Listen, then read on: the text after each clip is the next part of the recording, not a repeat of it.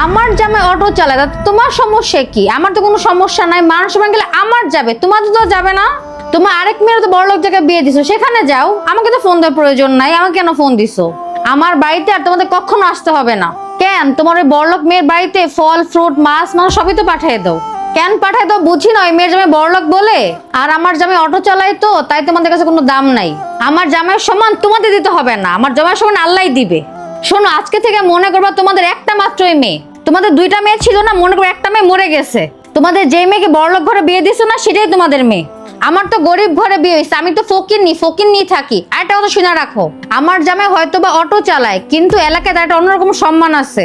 এলাকায় ছোট থেকে বড় যে দেখে তাকে অন্যরকম সম্মান করে। আর তোমাদের সম্মান না করলেও চলবে। যেহেতু আমি পছন্দ করে বিয়ে করে ফেলছি, অনেক বড় অন্যায় করছি তাই না? আমি যেহেতু অনেক বড় অন্যায় করে ফেলছি, আমি আমার অন্যায় নিয়েই থাকি। তোমরা কখনো আমাদেরকে ফোন দিবা না, রাখো।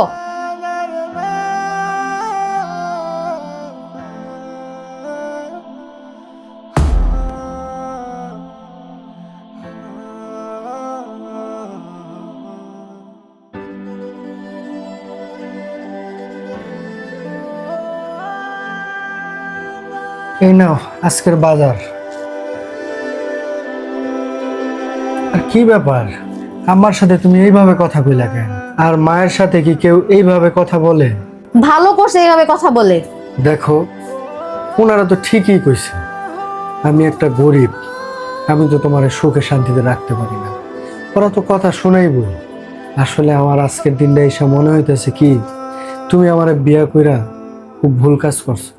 কি বললা তুমি এটা? একদম চুপ। তুমি নেক্সট টাইম যেসব কথা বলো না, একদম খবর আছে তোমার। আর শোনো, আমি না অনেক ভেবেচিন্তে তোমাকে বিয়ে করছি। আর কে কি বললো না বললো তাতে আমার কিছুই যায় আসে না। আর তাছাড়া তোমাকে নিয়ে যে কখনো কেউ উল্টাপাল্টা কথা বলে, আমার বাবা হোক মা হোক যেই হোক, আমি কাউকে ছাড় দিব না, শেষটা আমি দেখে ছাড়বো।